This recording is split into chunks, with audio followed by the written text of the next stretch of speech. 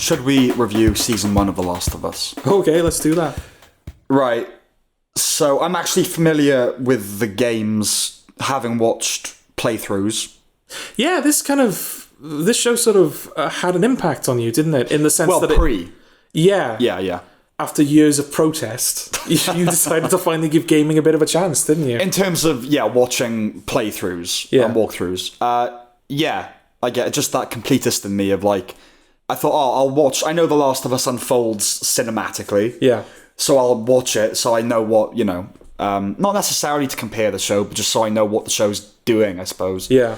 And I thought, well, I've watched that. I might as well watch everything. That's all me. The video games. That's my personality. Yeah. Well, this is something I was going to say is that, like, I know that you were already kind of aware that there was cinematic storytelling in video games. Yeah, of course. You're already a fan of Red Dead Redemption. Yeah. You're already a fan of the GTAs. You know that stuff's out there. Yeah. But I guess, like, for people that don't necessarily know that, do you think The Last of Us... Maybe this is too early to ask this question. Because the question is, like, do you think this is going to serve as a gateway to people that didn't necessarily know that? Right. Where they like see this and go, oh, this was a video game? I'm going to have to see what video games are now, you know? No. No? But that's nothing to do with the quality of either product. I think it's just the people that don't know it's a video game are going to be like my father and my mother. Yeah. Who aren't going to play no matter how good it is. Yeah. So everyone knows it's a video game, right? Like, of a certain age. Yeah. No, I think everyone in general, because that's part of the marketing. Well, my mother and my father wouldn't have known. Okay. Because that's just that I show it to them. Yeah. I told them it's from a game, but they need reminding constantly. Yeah, because my mother watched it, and that was something that, like, she watched it more with my sister than with me. I kind of watched it on my own at, like, a different time. But, I think that was a common question for her. It's like, so how does this work in the game? Right. Like, is this just... Are you playing this? Or does this happen between the bits you play? Like, it's interesting seeing someone who stopped paying attention to games after a certain amount of time. Yeah.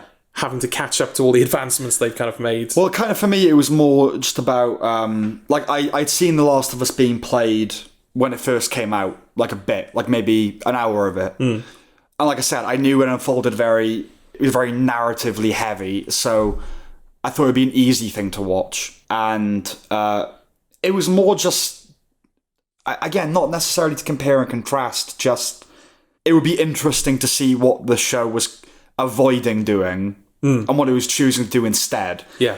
Basically, all to say that that's not going to factor into my review of really factor into it at all.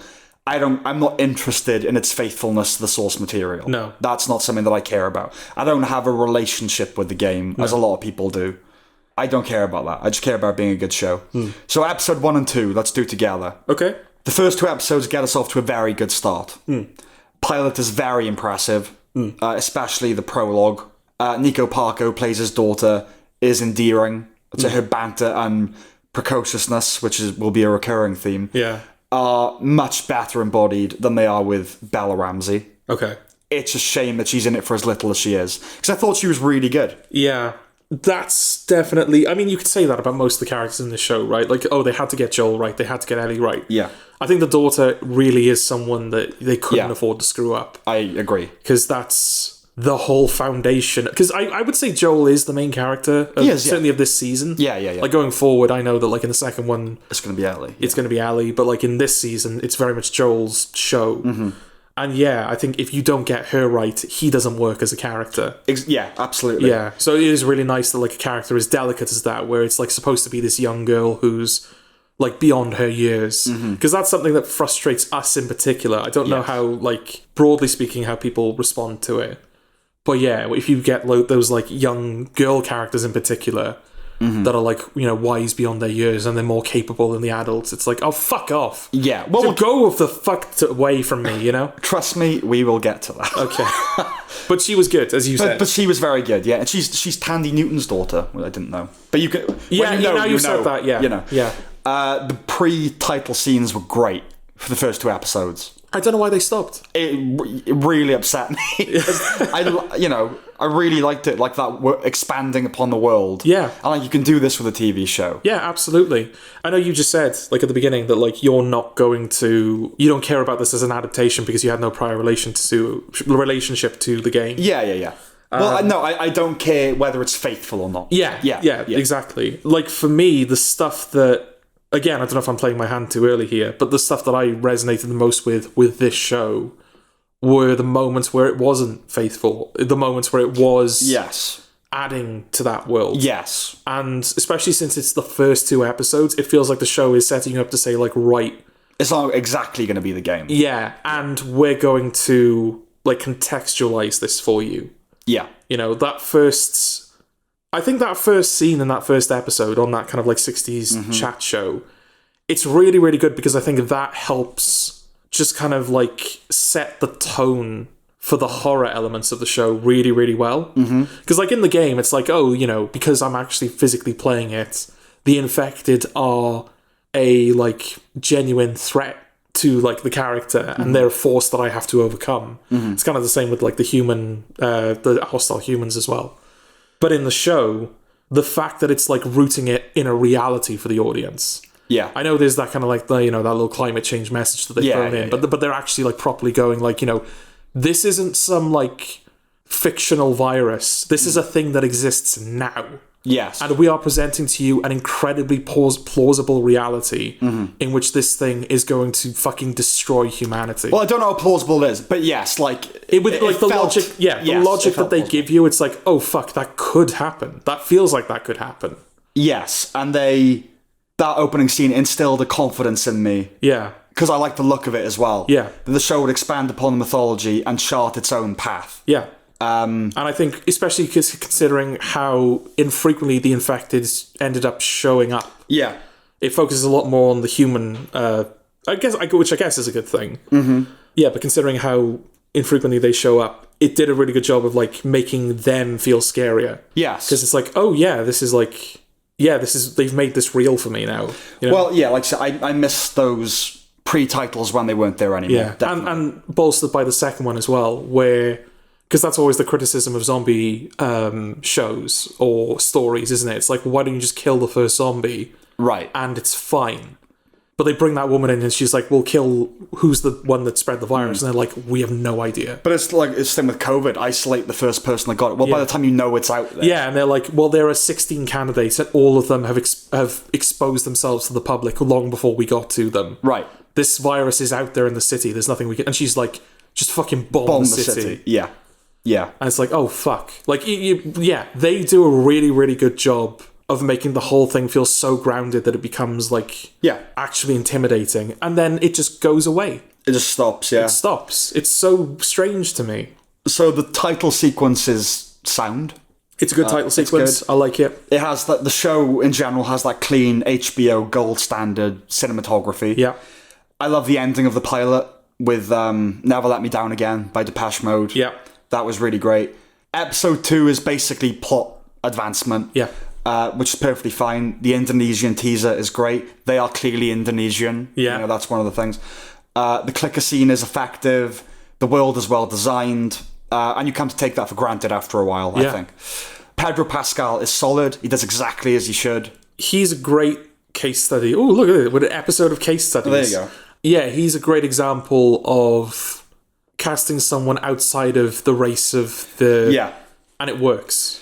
Like, where it's irrelevant. His race is irrelevant to this. He was absolutely the right fit for Joel. Yeah, this thing, it's not an outstanding performance, as in, because the role doesn't demand it. The character's taciturn nature doesn't lend itself to it being that kind of performance. But he understands the character. He understands it. He's reliable. Yeah.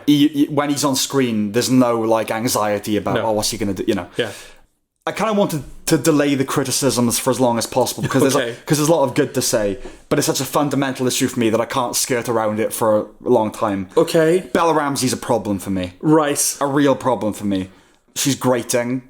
Her precociousness, as Ellie is in the game, feels completely affected. As in both hers and Ellie's? No, Bella Ramsey, the Ellie's precociousness in the show feels like an affected performance. Okay. I don't mean in a good way, like, oh, it's a kid trying to act older than that. I mean, I feel like I'm watching someone act. Oh, right. Okay. Yeah, I don't mean the characters putting up shields. I mean, the whole thing feels like somebody acting. It's such a shame that she's so central to the whole Enterprise, because I could overlook it otherwise. But she single-handedly knocks the show down a star for me. Oh, shit. This could have been a 5-star show, and because of her, it's 4. People like Bella Ramsey. I don't get it. It's got nothing to do with how she looks, even though she does look like a foot.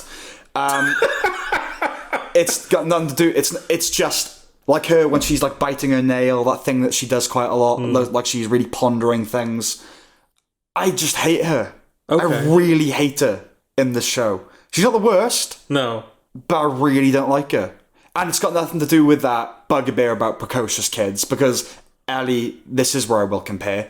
In the game, I didn't find it annoying. I thought it worked well, that she's swearing and all that kind of thing. Not Bella Ramsey. No. I don't think she can pull it off. Okay. I think she's a bit too young. I think she's a bit... I know... How old is Bella Ramsey? Well, I was going to say, she's 5 years older than the character she's playing, because I think she's 19. She's 19? She's 19, but the Ellie's 14. And she looks 12. Yeah. Or 11. And she's always going to look like that. Oh, yeah. Yeah. Okay, so well, there you go. That kind of explains it. They cast someone that's going to look young for a while, because that look isn't going to change. But you can find good, like, what was the name of the actress in Logan? Daphne Keane. Daphne Keane. She was really good. Yeah. Yeah, like you can get a young-looking actor or even a child actor that can act. Well, Nico Parker. Nico Parker as well. Yeah, exactly, that's what I'm saying. It's not that necessarily. It's her. Yeah. Okay, so it's not that she's too young. But it feels like someone who's too young. It feels like someone who's 11 that's being told, right, you got to swear, and like, this is how you got to be in this scene. Right. And they're trying it on. I'm really surprised that she's 19. Okay. That to me is like she should be much better than she is then. Right. I don't know. I don't think saying like it feels like she's trying it on. I don't love the phrasing of that, because to me that kind of implies that it's like she's not done it before, and so there's like an unfamiliarity. Yeah. With like there's a disconnect in her performance, because like she's not. It looks like she's not used to doing the things that she's doing. But that's what it feels like. But no, I think she does. Like when she's that first scene where she like kicks the food tray away and when she does swear at people, it doesn't feel like this is unfamiliar territory to her. But I agree with you, it doesn't feel right. It doesn't feel like... Yeah, I think especially later episodes of the season where Ellie does take a bit more focus, that's the weakest part of the show. Yes. In fact, I think the worst episode... We'll come to it. ...is something that we share, which we will come to. Yeah. But yeah, there is something wrong with her performance. I just can't put my finger on it personally. Well, I think it's that. I think that it, like, to me, it was like a trying too hard to seem older than her years. Yeah. And like the swearing thing is cute and all that kind of thing, and it's not. And I think part of it is that the show has the expectation that you're coming with I'm gonna like Ellie and Joel, like that relationship is really like what I'm in it for, and. Because a lot of people are coming from the game and they're going to have that relationship. Yeah. There's a lot of people that it doesn't matter what they were going to like Ellie and Joel because they like Ellie and Joel. Yeah. Like, done. And I think there is some presumption in how the show unfolds that, no, you're going to like them. I don't know. I don't think that's fair, because if that were the case, the show wouldn't have extended the prologue with the daughter. I don't think it would have. I think it would have that would have played out fair. Like, they wouldn't have spent the time building that character. Oh, you mean in terms of Joel? Yeah, because Joel, it really does feel like the show's going, right, here is Joel, here's who Joel is, here's what happens to Joel, here's how it fucks him up. Yeah, but here's the irony. And then Ellie just literally is in the episode all of a sudden. Yeah, but the irony is that I don't think I needed that opening sequence to be what it was to like Joel. There's such a massive gap of time between that. It's 20 years between the prologue and the show. And it's not like she's often invoked. It's just like, it's kind of, he's a certain type of character, and you know that's why. Yeah. But I wasn't like thinking of her often through the show. No. I think the irony is that if they hadn't had that opening sequence, but it was just explained why he was the way he was, I would still feel exactly the same way, because he's a good actor playing the character well. So it's an ironic thing. So I don't think look, I think that prologue is just a really good prologue with a good child actor doing their thing, and it works. Like, their relationship works. It was cast well, they had chemistry. And I think the show is presuming upon the chemistry between Ellie and Joel, and that's going to carry it. And I don't think necessarily that it's there, but that's not Pedro Pascal's fault. It's Bella Ramsey's fault, and a bit of the show. Okay. Because that's what the show is. You're going to like those two. I don't mean like them individually, but like them together. You're going to like them together. But it has to, right? Presume it. No, it has to earn it. No, but at some point it just has to go, right, well, at this point the audience will like these two together. Yes, and I think actually when that point comes, it doesn't feel right. Okay. There is a point where there's a watershed point. And when it happened, I didn't buy it. And I think it's because of that the show hadn't done enough of a good job with those two together. He's a great character. Well, not great. He's a good character being played really well. Yeah. It's not him. But those two, I mean, we'll get to that moment, so you'll see what I'm talking about. But let's talk about episode 3 first. Yeah. Let's lighten it up a bit, shall we? So, Gustavo Santaolalla, who did the score for the game. Yes. And does the score for the show. He's an at least twice Oscar-winning composer. He did Babel and Brokeback Mountain. Ah, okay. Which leads us into episode 3. Okay, all right. Well, no, because just to get out of the way, there is a melody in the episode that's very reminiscent of the Brokeback Mountain score. Okay. Very reminiscent. You think that's deliberate? Well, I don't know. It's the same few notes in the same order. Yeah. And it was a bit distracting given the overlaps. Yes. But I'm a big fan of Brokeback Mountain, and it probably isn't an issue for anyone else. Okay. Episode 3 is very good. Yeah. Best episode of the season? Yes. Yeah, I would say so too. It's not important. No. Like in, air quotes, it's not socially important, but you can say that it's a good hour of television without claiming that it's socially significant. Yeah, well, again, this is an example of the show deviating a bit from the source material, but not failing to understand the source material, or at least the world the source material takes place in. Yeah. This story absolutely feels like it belongs. Yeah, it does, yeah. Yeah. And it was just a nice surprise, I suppose. Well, it was like the headlines were, it's the best episode of early contender for best episode of 2023. Yeah. Now, other than it's a bit premature, I'm sure it will be for a lot of people the best episode of 2023, but that's recently been beaten. So yeah. they can't say that. Yeah. So firstly, hold the presses. Secondly, this is coming from a majority of people who, understandably, can't possibly keep up with all of the TV out there. Yeah. So just rein it in a bit. There's something really satisfying about seeing someone create a self-sufficient town. Yes. Just that routine of seeing a procedure happen on screen, Yeah, well, it really does feel like it's the first, like you're kind of. It's not like, it feels like I'm there with him building the town. But yeah, you do kind of, it gets you thinking, doesn't it? Yeah, how would I do things in what order? Yeah. Yeah, am I capable of doing that? Is that how I would do it? Right, power, generators, animals, Has plants. he thought of everything? Yeah. Oh, yeah, he has covered everything. Yeah. I'm glad they didn't feel compelled to show a graphic sex scene. It is HBO after all, they can do that. Yeah. And that's not necessarily anything homophobic. I think it would have just cheapened it. I think it really would have. Because it's a love story. Yeah. And no, you can have love stories with sex, obviously, but I don't know. It would have made it less sweet if you just seen them banging. Yeah, I completely agree. And I think that's true regardless of the fact that it's 2 men. Absolutely. As well, yeah. My only real critique of the episode is that Nick Offerman has been getting most of the praise, and I thought Murray Bartlett was better. I thought the other guy was better. I don't know, it's difficult, isn't it? Because that is a duo that has chemistry. Absolutely. In that show. And so it's impossible to know at certain times who is bouncing off who. Like, who's the core of this scene. Yeah. And which one is kind of bouncing off it. Well, I think part of it is because Nick Offerman, Murray Bartlett is gay. Yeah. And Nick Offerman is being seen as playing against type, even though he actually isn't really. He's playing gay, which is against type.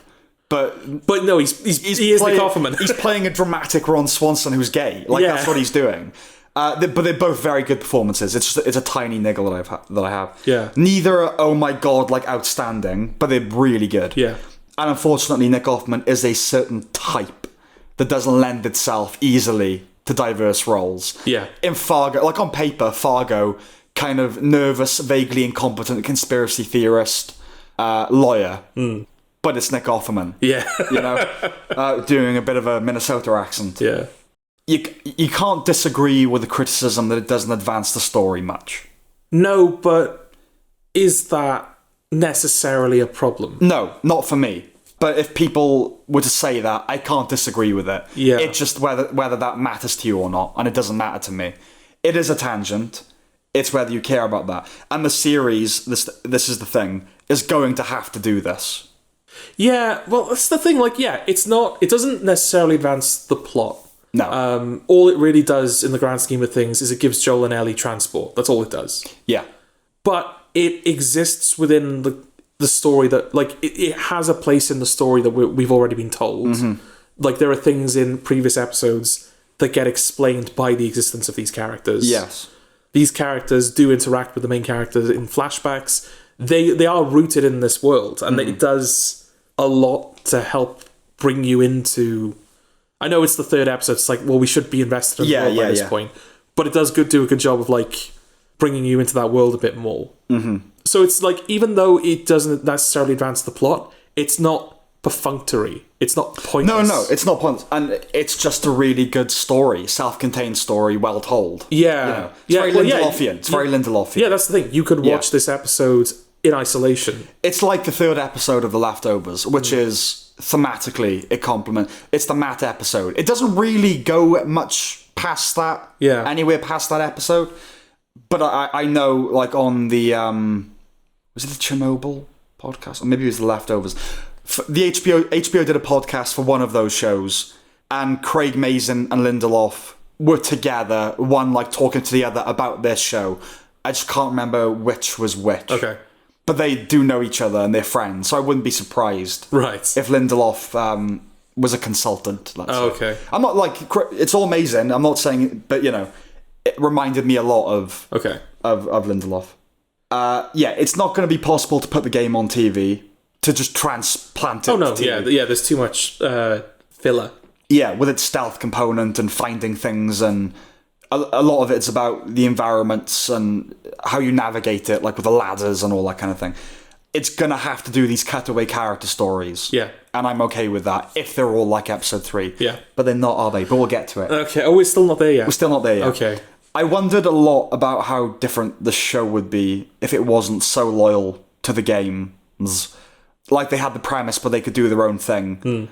And this essentially completely original episode shows what it could be like. You know, I loved the sitcom aspect of the double date dynamic. Oh yeah, like Frank and Tess get on like a house on fire, but the two more masculine guys dance around each other, and this manifests as Bill openly holding him at gunpoint at the dinner table. I loved that.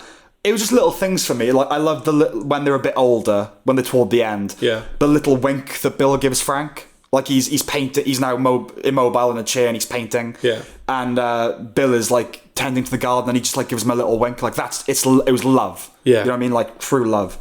I love the song that runs throughout the episode. Yeah. And the final shot is iconic. I'm always going to remember that final shot. Yeah. And what it implies. You know. Yeah. A lot of the show is Lindeloffian. It reminds me of Watchmen in certain ways. The pace, the world building, and I know it's that episode. Not to its detriment.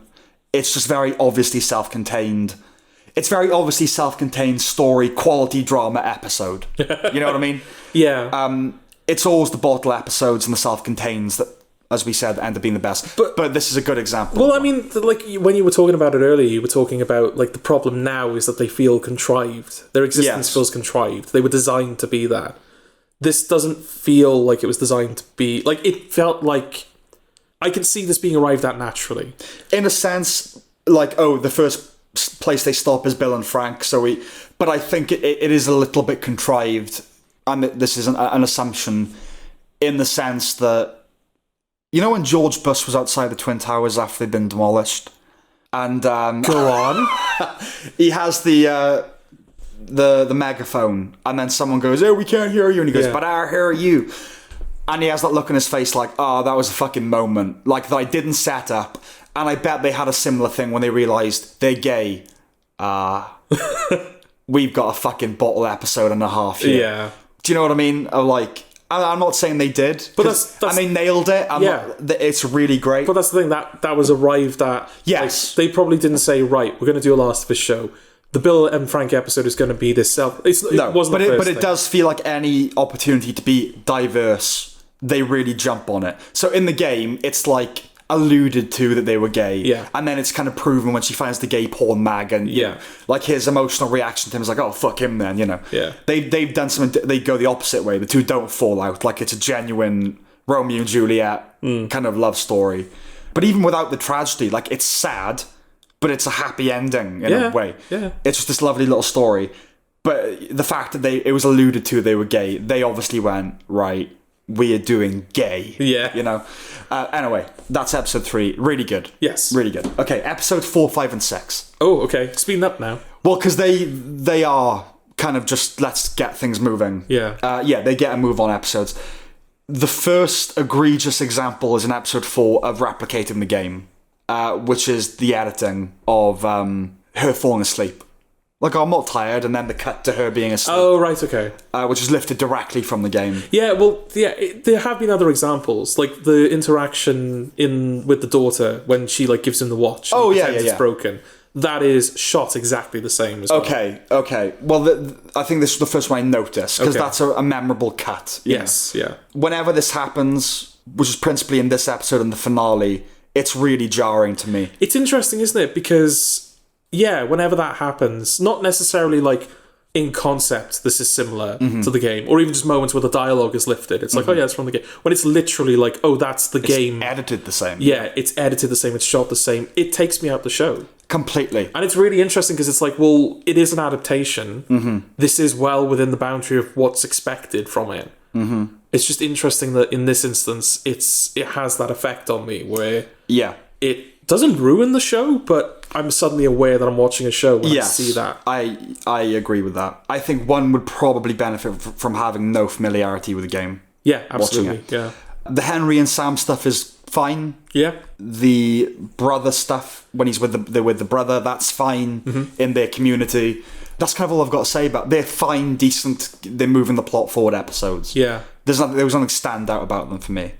Other than they made Sam deaf, which he isn't in the game. Yes. Which again feels like we could do something with that, Yeah, but I mean, they're in a world where, I mean, it added to it. Yeah, one of the major enemies they face is an enemy that hunts via sound. Yes. And you've got a deaf character. It makes perfect sense. But it made the two closer as well, because not many people could communicate with Sam. Yeah. So it made the brothers closer. Yeah, absolutely. Episode 7.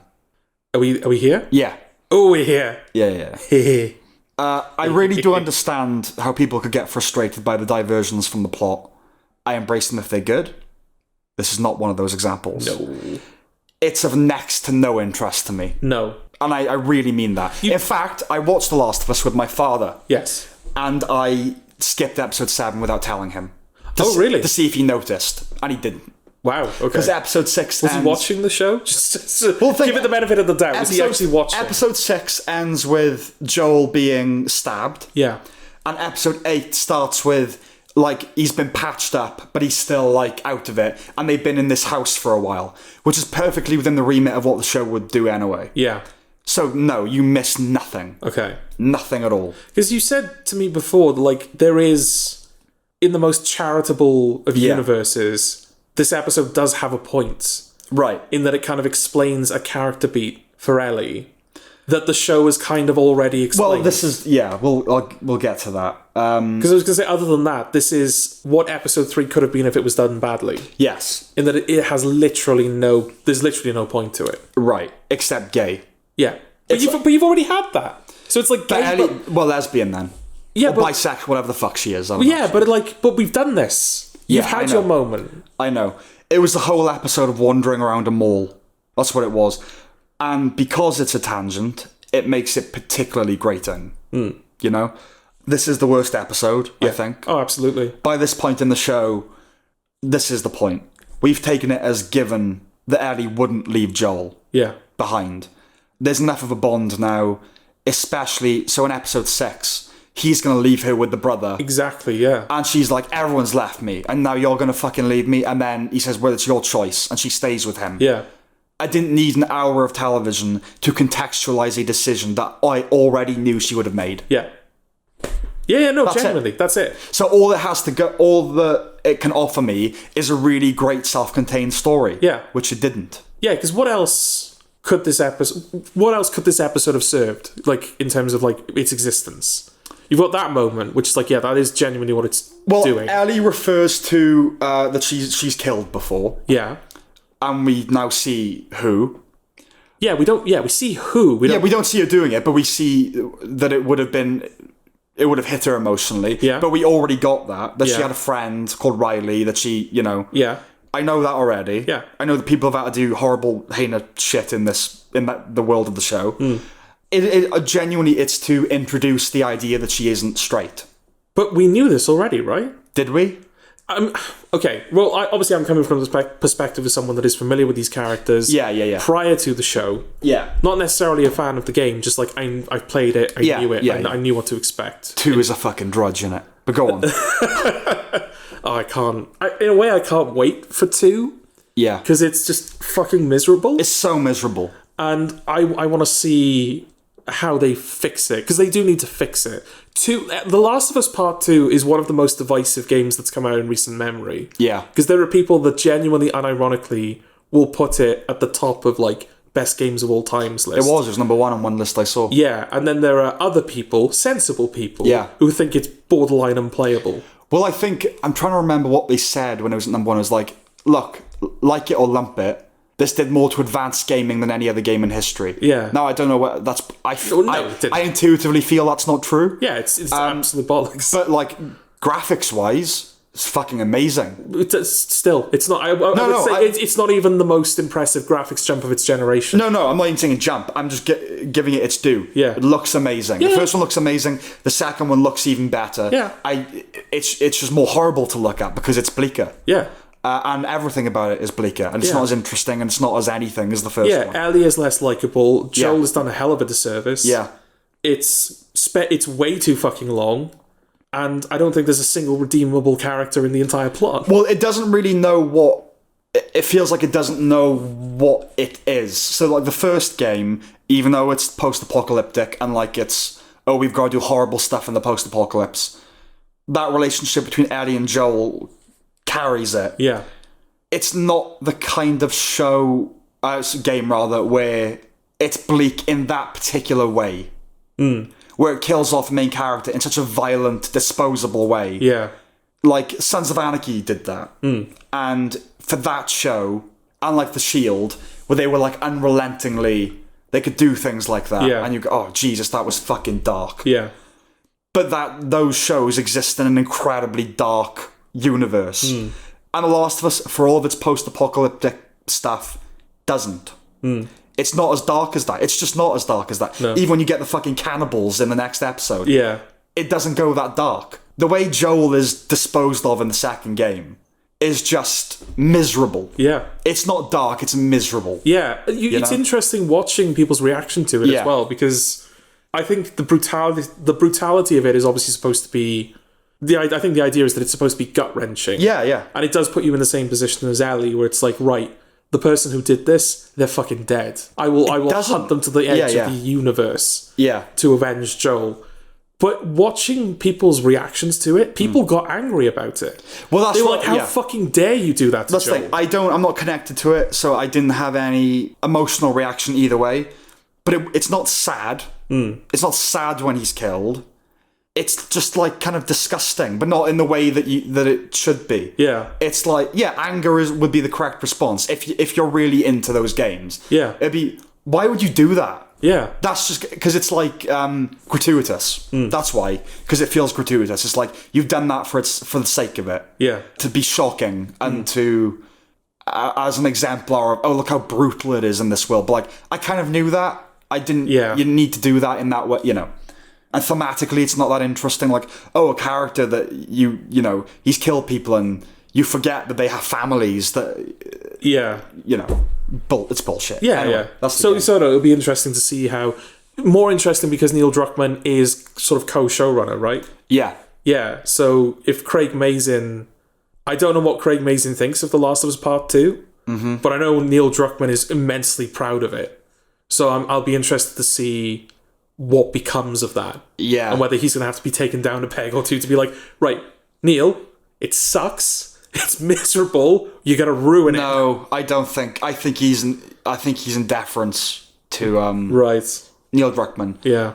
I think he's Alan Moore and this is Watchmen, and Right. he's an uber. Like they said after Chernobyl, right? What do you want to do? And he's like, well, I want to do The Last of Us, and the second game existed already. Yeah. So yeah, I think he's like, I'm honoured, I'm blessed to have this property. That's the vibe I get from him. Yeah. And they've already said it's going to be 2 seasons now of part 2, and that's it. That's it done. Yeah.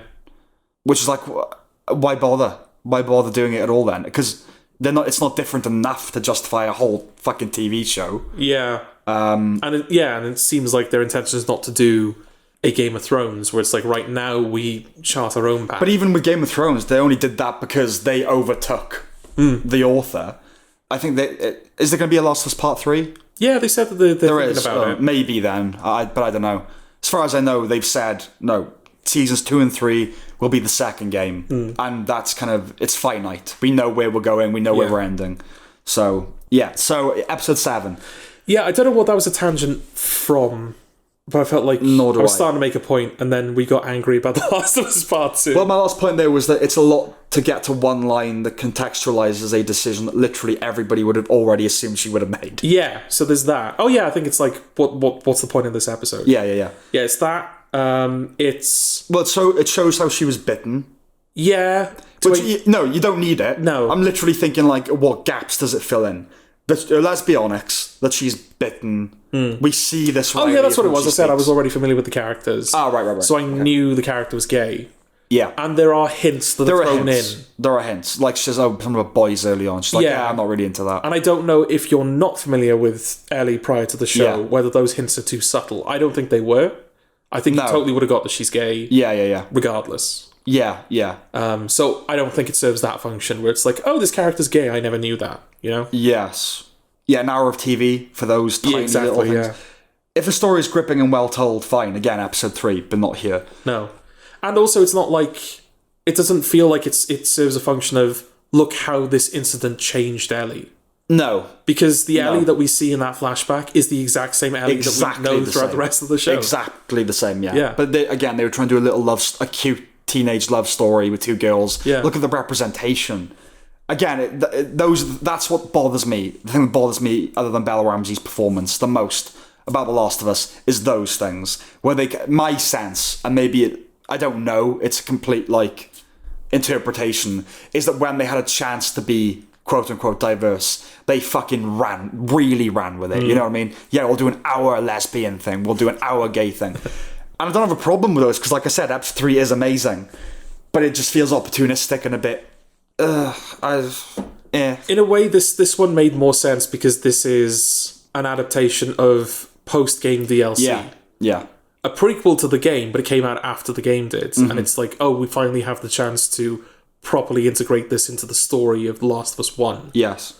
But I mean, the fact that this was written after that story was written, it shows that it's like... Is the DLC walking around a mall? I think so. See, that's what the one thing that winds me up about those kinds of games. Like you said, isn't Last of Us considered like Oscar bait to some degree? To a lot of people, when it came out, it was called video game Oscar bait. Yeah. And I think I know where you're going with this, where it's like, it's not. Yeah, no, I think The Last of Us isn't. The game isn't. It's like, I think it would be fun to play. Yeah. It just also has that kind of, it's a story. But that is Oscar bait shit, where it's like indie gaming. Oh, you're just walking around a thing and you're talking to each other and I want to play a game. Yeah.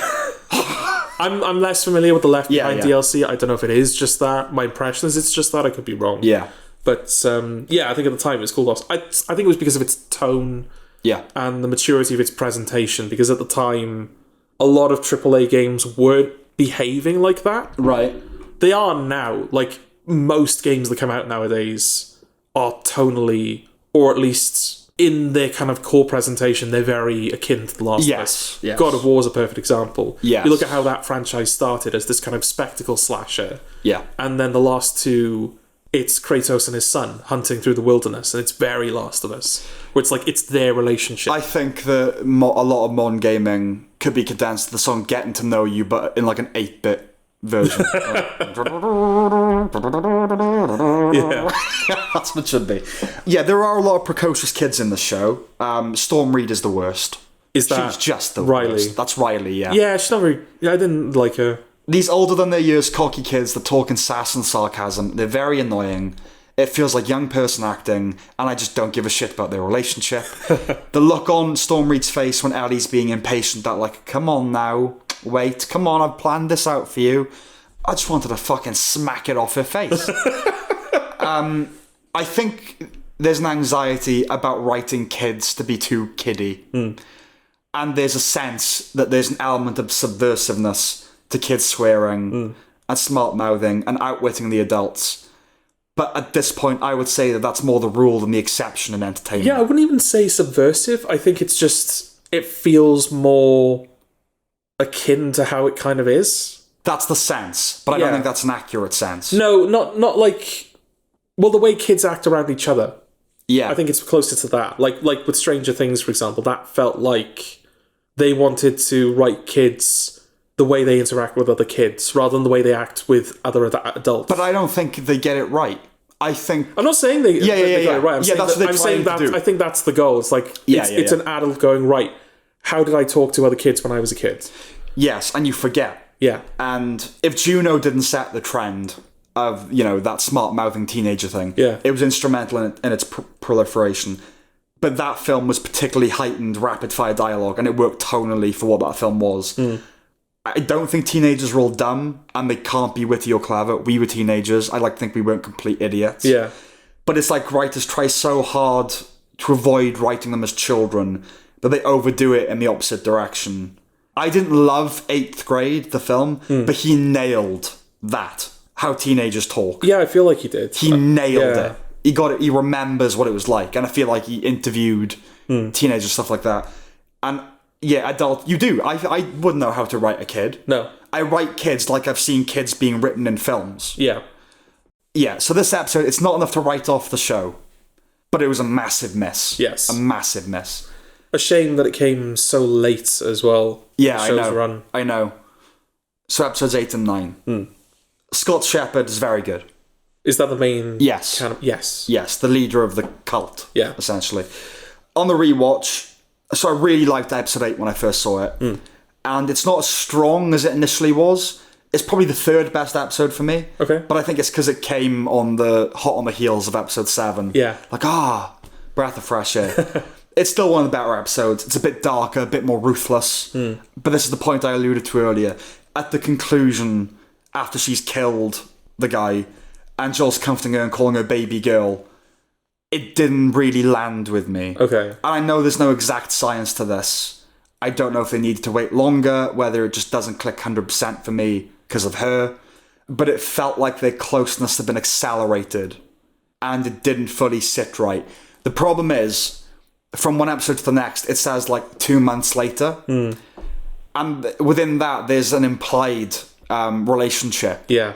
But I need to see it. Yeah. By the point where he's like, because he's so indifferent to her for most of it. At first, he just hates her. Yes. Then it's like, you're just a package. Then he's just like grumpy. And then like he laughs once or twice at the jokes. And then slowly, he's like, I guess you're not terrible. And it kind of goes from that to baby girl, baby girl. Yeah. And that was too much of a leap for me. I needed a bit more between. Yeah. I mean, at the same time... I know the circumstances are so horrific, he's like... It activates the dad in him. Yeah, because it's not just the severity of the circumstances, but it's like he finally... It's the same with the last episode as well. It's like he finally got to save his daughter, isn't it? Kind of. But he doesn't, though, in this one. That's the thing. She saves herself. Yeah, he just finds her. Yeah, look, okay, the last one. Yeah. It does. Yeah, the last one, if they'd done a bit more work, I could have run with that. But, like, he's the character's at a point now where he would do what he does in the final episode. Yeah. But it was the baby girl, that's so intimate. And again, I know that... But he doesn't even know what's happened. All he sees is her running out of a burning building. Yeah. It's like baby girl. I don't know. In the game when it happened, I remember it feeling fine. And it didn't in the show.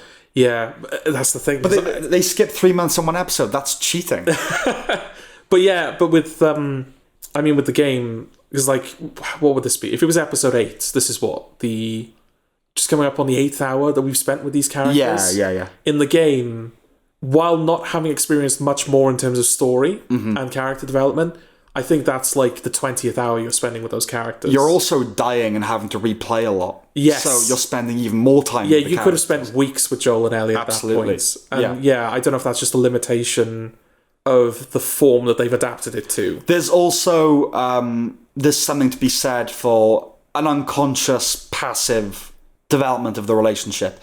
When you're just walking around in areas doing your own thing, but you're still talking to it in the background. Yeah. It's like it bleeds in more deeply. Yeah. Rather than like focusing on the character doing this emotional beat. I know it's counterintuitive, but I think there's something to that. Yeah, absolutely. Yeah. You know, I think if you sat and like fucking listened to a podcast, it wouldn't be as good as just having it on. Yeah. You know, it's weird. Yeah. The finale's a disappointment. Oh, really? Yeah. Okay. It was a big disappointment. At that point, I wish I knew nothing about the game. Okay. Because it is the game. It is just hands up, straight down. No, hands down, straight up, the game. And I've tried to avoid making comparisons as much as I can. And again, I don't care about the faithfulness. You can't help but stack the two up against each other in your mind, to some degree. But when the plot follows the game to the letter, you're waiting for the surprise that never comes. Because I'd seen episode 3 and because of the pre-title things in episode 7, as horrible as it was, I was waiting for, okay, so how is it going to end differently then? What additional thing do I get that I didn't get from the game? And I didn't get anything. Okay. The CGI giraffe was a bit shit. No, that's a real giraffe. No, it's not. That's a real giraffe. Dude, it's not a real giraffe. No, I've seen it's a real giraffe. It's not a real giraffe. It's a real giraffe. We're going to look at it after this, you will see it's not a real giraffe. Genuinely, I'm telling you, it's a real giraffe. No, it's not. No, it's not. I'm not lying to you. It's a real giraffe. They're feeding a real giraffe. They're feeding a real giraffe. You'll have to show me, because I do. It looks like a CGI giraffe. It looks like it's out of the game. I don't know if the environment behind it is green screen. It might be. Yeah, okay. Because there is a lot of that. And, like, I don't think that the green screening and the CGI is ever bad in the show. No, it's not. The effects are usually pretty good, but you can usually tell when they're against the green screen. Yes, you can. And I don't know whether that's just the reality that we live in now, where if you're trained to a certain degree in the language of film, you're just going to see a green screen. If you're trained to a certain degree. I mean, like, there were moments in the second episode, the big money shot where you see the full, like, the building having collapsed onto the other building. Yeah.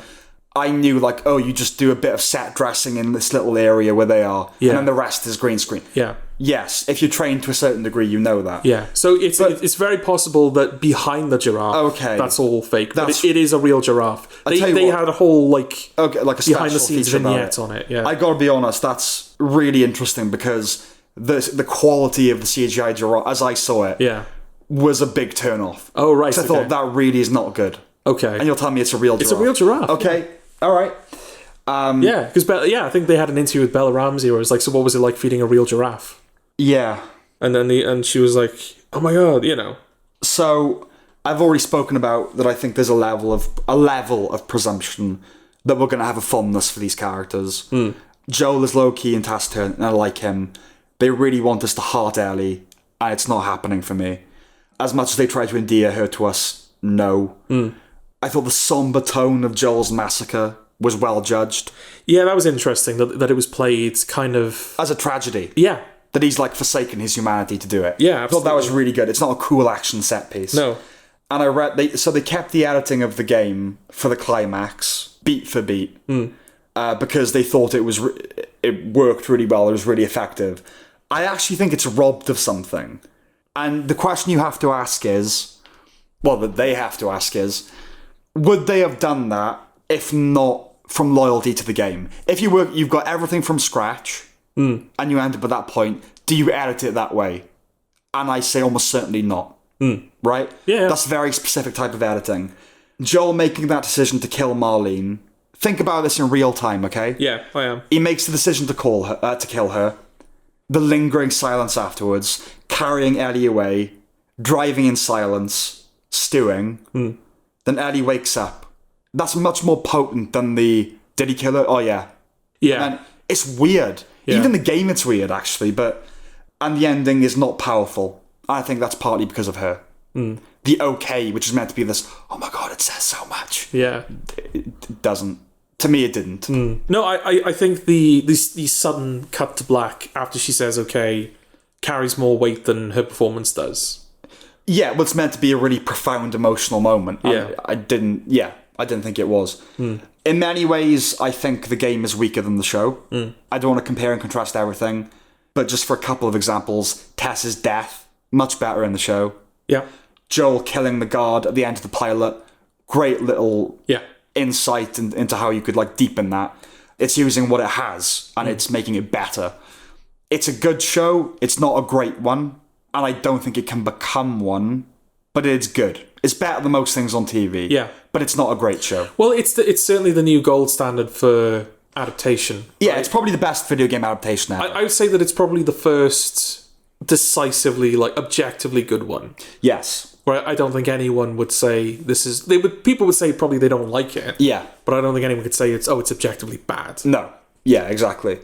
And I am interested to see what effect that has going forward. Because, like, we know that God of War is now being adapted. Right. Ghost of Tsushima is being adapted as well. And they're games that are kind of reminiscent of The Last of Us anyway. Yeah, in the wake of it. Yeah, so I imagine they're kind of... The way those shows will be adapted and presented is going to be very similar to The Last of Us. Yeah. God of War will be interesting just because of the scale of it. Yeah. But I'm curious to see whether they'll go with... Whether they will seek out deliberately cinematic fare. Well, that's the thing. Or whether they will kind of still try to make things like Rampage and Super Mario and Sonic and stuff like that. For all its dues, and it's really good in a lot of ways. I don't want to take anything away from it. It's the easiest thing that you can make a good adaptation of. Yeah. Because it's a very linear, very stripped back, not much going on story. Yeah.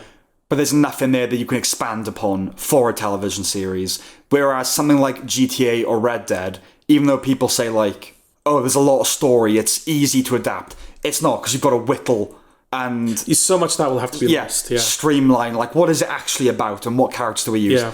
You have to expand upon The Last of Us. Even a TV show. Yeah. There's so much you'd have to lose from Red Dead 1. Like, do you even keep Mexico if you're doing Red Dead 1? There's so much stuff, like, what? You have to isolate what are the key components. Yeah.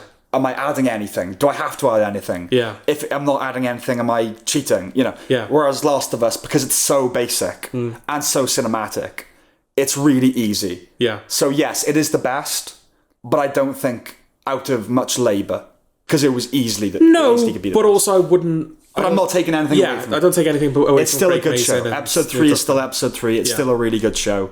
But that's like, you know, the key perspective, I suppose. Okay.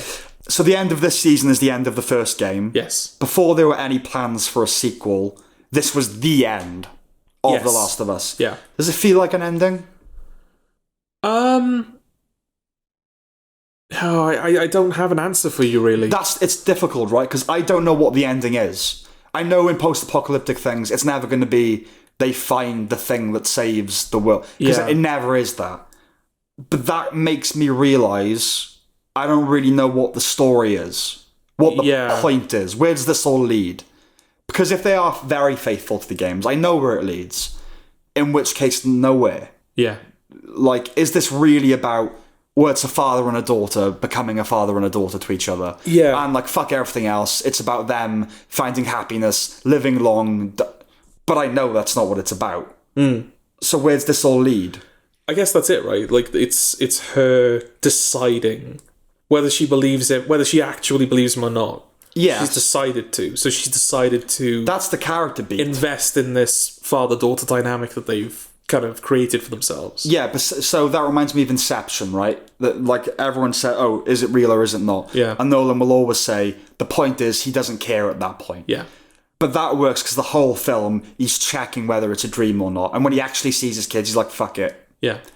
There's nothing about this ending that suggests anything about her growth. That she's like... She's always been very, no, I want to know what the truth is. And now she's willing to maybe accept a lie because lies are sometimes better than the truth, as Alfred Pennyworth would tell us. Yeah, no, but I feel like she's always the first to reject... Bullshit. Yeah. But do you think cynicism and like, oh, we can't save them. No, we must try. And now she's finally reached the point where she's like, ignorance is the best thing here. But do you think that really says is that central to what that story is about? I don't think it is. It's not like the main theme is. I mean, do you delude yourself? Do you lie to yourself? Yeah, well, it brings her more in line with Joel, I suppose. Like those two have now. There's now something that they have in common beyond their relationship that they share. But not to jump ahead. Doesn't the truth actually make her stop talking to him? I'm talking specifically about this now. Yeah, this but story. Is it that she's choosing to believe him, as in? Oh, I know it's bullshit, but we'll have an agreed upon lie. Or does she believes him because of the relationship they've developed? Are you asking me what I think? Or I'm asking you what you think, or what the intention was. Well, no, because I think the intention was we're not supposed to know. And that is the discussion. Okay. That is the debate that is had once the show is over, is did she actually believe him or not? Because if the second game is followed, which it will be probably, and they do the same thing, it can only be that she actually believes him. So it's more about the depth of the relationship they've developed, where like, I'll just take your word for it then, because you're my protector. It can't be that she chooses to believe it. It's that she actually believes it. Unless that's Craig Mazin's one contribution. That he changes that. Yeah, it's like, no, she didn't believe him, and we're going to see how that affects. Maybe. Before you decide to brutally murder him, Neil Druckmann. Well, that's it. That's The Last of Us. That's all I got. Okay, so... Yay? I mean, overall, it's a good thing. I just think, there's a lot to say against it as well. It's a weird kind of mix I've got, which is, I think it's better than most shows, but when people talk about how good it is, I kind of want to caveat it with, well, hang on. Okay. You know what I mean? It's that weird, like, yeah, it's good, but fuck it, like, it's not A-star television. It's like B+ or A television. Okay. And she's she's the biggest reason. Yeah, part of the problem. But that's good, right? Having television worth talking about. Oh no, absolutely. Yeah, it's a good thing that it's in the world. I wouldn't want it. Yeah, I like it. Okay. I like it. I just don't love it. Okay. Are you going to show me a giraffe? Is that what you're going to do right now? Well, yeah, I was sort of getting an article up ready. Okay. And yeah, there's one here. Well, yes, the giraffe is real, and his name is Nabo, and he lives in Calgary. Because I realised that I was being very firm about it. Yeah. And I knew I was right. Okay, but because I was being so firm about it, it was like, yourself. Well, no, I'm just going to be proven wrong now. Did you think it was a real giraffe when you first watched it? Be honest. I didn't know. You didn't know. Okay. I didn't know. I suspected it wasn't. Yeah. But I think that was just because, well, they're not going to get a real giraffe, are they? Well, that's the thing. I didn't know. The other giraffes are definitely CGI. Yeah, probably. Yeah. So the beginning of this article is like, some people thought the CGI was dodgy. Yeah. I don't believe them. I don't believe it. It's a joyful moment, friendly, blah, blah, blah, blah, blah. Bella Ramsey talking about how amazing it was. Craig Mazin talking about how amazing it was.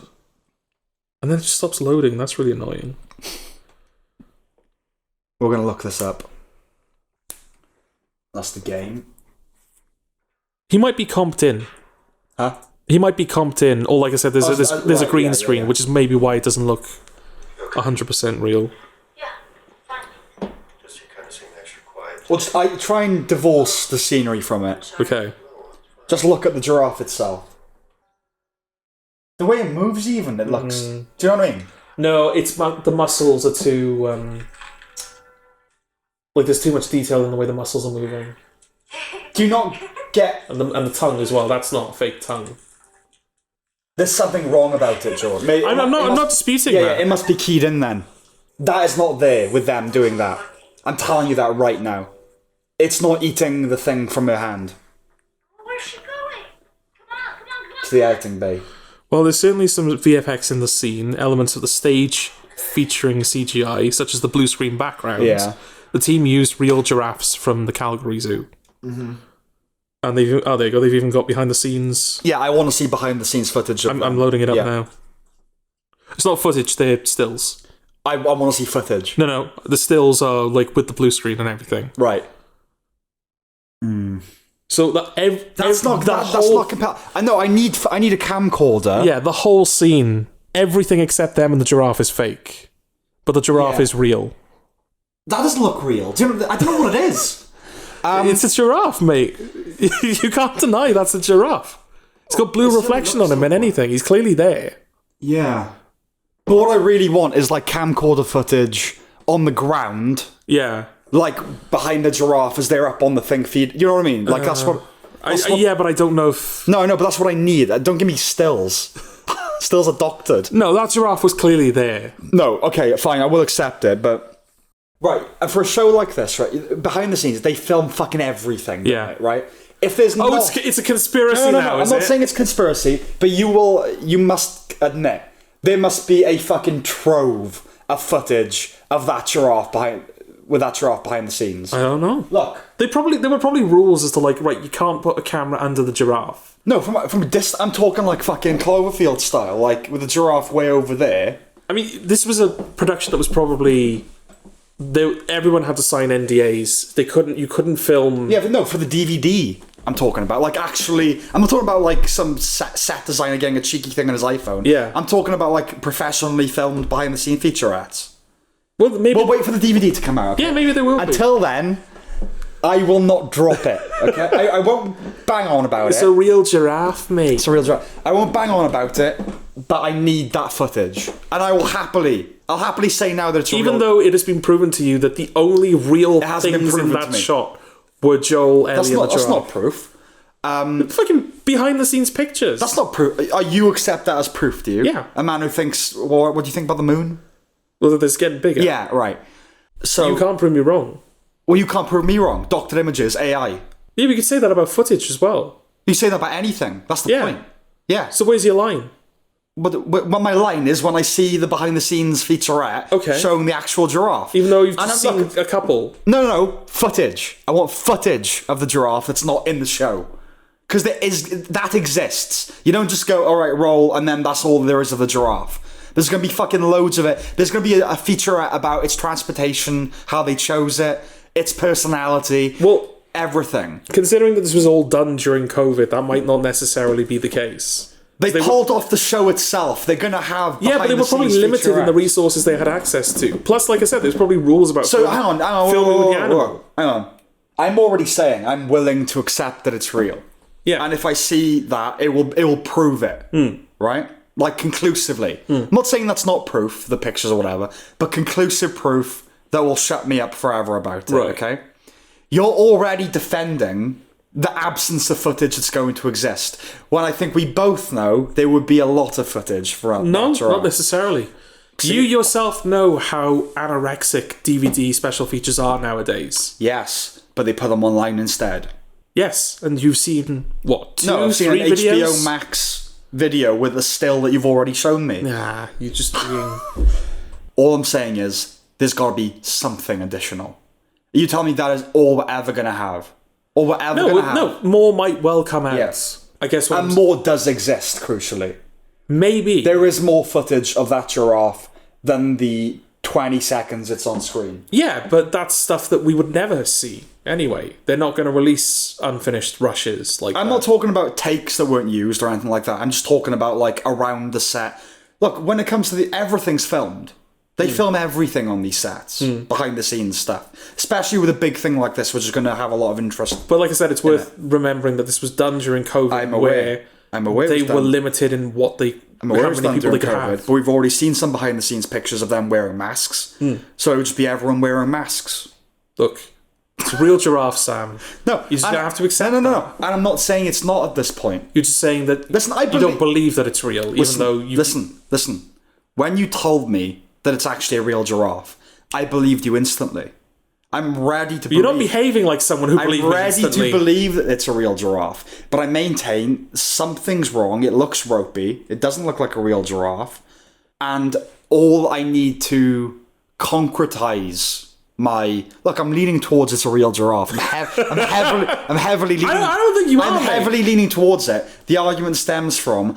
There is extra footage of that giraffe, and I want to see it. The ultimate point, in terms of critical review, is that whether it's real or not, it doesn't look real.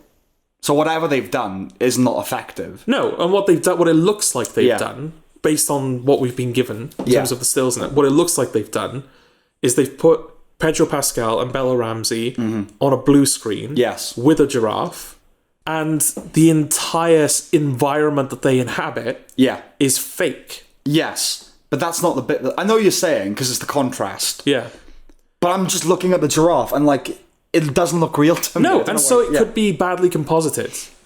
Yeah. Because it's both kind of inside and outside the building. So in a way, they're kind of matching... They're trying to match two different environments of lighting. Okay, so that you have the giraffe itself, right? Yeah. And it's moving. Even though they're in the same shot, they probably separated those elements yeah. during compositing. So the giraffe will exist on its own. Yeah. It's almost like the bit that is the actual cutout of the giraffe, if you know what I mean. That's the problem with how it's engaging with... Yeah, well, the other thing as well that I noticed with the behind-the-scenes photos is that you can see the blue from the blue screen reflecting on the giraffe's skin. So they would have had to have recolored the giraffe, and it's possible that it doesn't match the environment correctly. That's probably it then. Yeah, it could be bad compositing, but it is a real giraffe. A real giraffe that they had to do so much work on that it's ended up not looking real. Yeah. Because I think if you do pay attention to, like, when it's eating, like, when its tongue comes out in particular, but when it's, like, chewing... Yeah. There's too much... You think it's too well done. Yeah. If it was... Yeah. Yeah. Like, you can just tell with, like, micro muscle movement like that with CG. Yeah. It's not necessarily bad. It never... The movement is just never right. And that looked right to me. Okay, because I tell you my problem with it, because you were saying, like, it might just be bad compositing and that. Yeah. I was just looking at the actual head of the giraffe. Yeah. And that didn't look right to me. But if they've overlaid something because of the blue reflection... Yeah. That's what it is. In which case, it essentially becomes a CG giraffe. Yeah, okay. Do you know what I mean? Yeah, when there's enough digital masking to it. Yeah, is it still a real... Yeah. I know what you're saying. Okay, fine. Fair enough. Okay. Fair enough. That's it then. Okay. That's proven. That's certain. That's a certainty for me now. Right. I don't need to see the footage. Okay. Because I knew something was... Like, that as a giraffe's head wasn't a natural giraffe's head. Okay. And that was saying that something has been... It has been augmented. Yeah. Right. You happy? So, well, never happy. Okay. I'm content. Right. Yes. Okay. Okay.